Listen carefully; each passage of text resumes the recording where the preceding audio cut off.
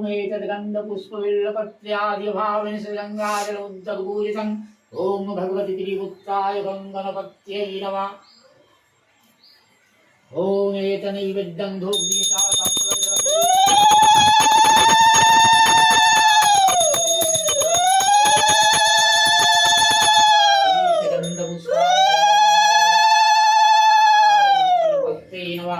ओम एकदन्तं महाकायं लम्बोदरं गजाननं विघ्ननाशं कुरु देवं भैरवं प्रणमाम्यहम्। ओम भगवति त्रिपुत्राय गणपति चरणे भो नमः।